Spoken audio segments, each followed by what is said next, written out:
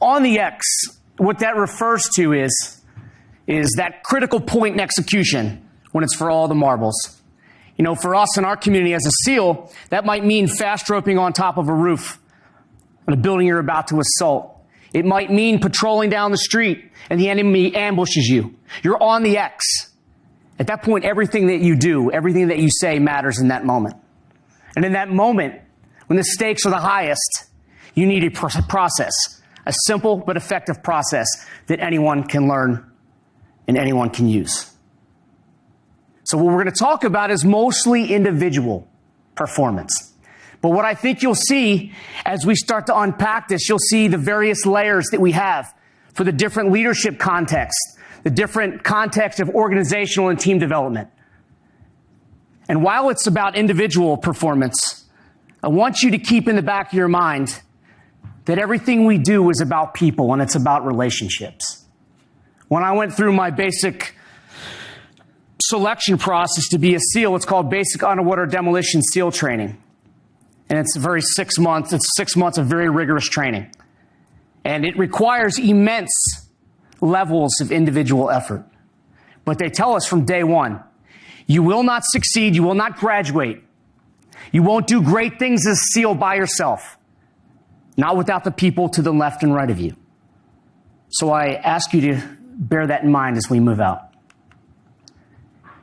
You guys want to hear a war story? Should we start off that way? Yeah, anyone?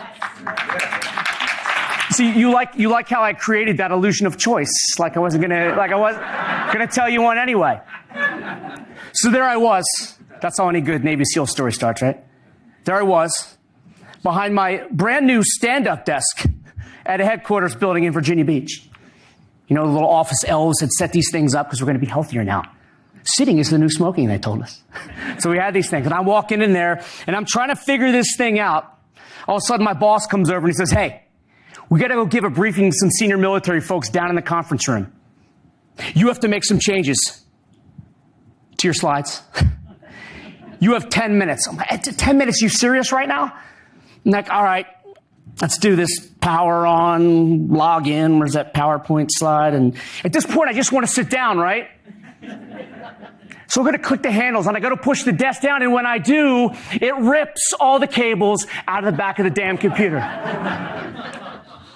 Screens go black, and I'm like, oh, darn.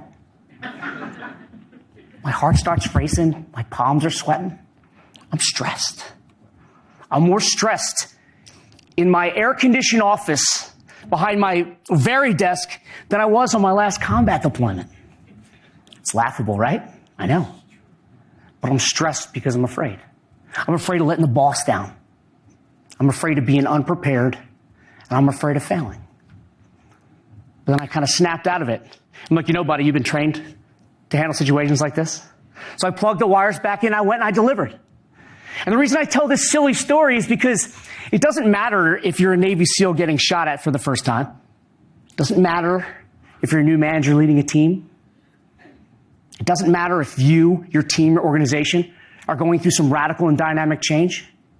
It doesn't matter if you've had a stressful day and you're going to put that hand on the doorknob to your house, to your front door. On the other side is a stressed out spouse and a couple of screaming kids.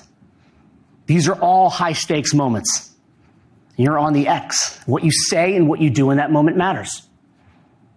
And so what I give you today is a process. There is nothing magic about this. It's so simple.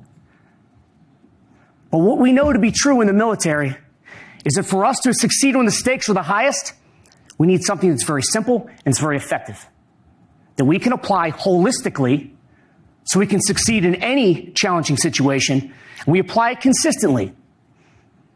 A big breakthrough for me was when I learned that the things that are going to help me succeed in combat are going to be the same things that I can take with me to my most important and challenging leadership role, that of being a father.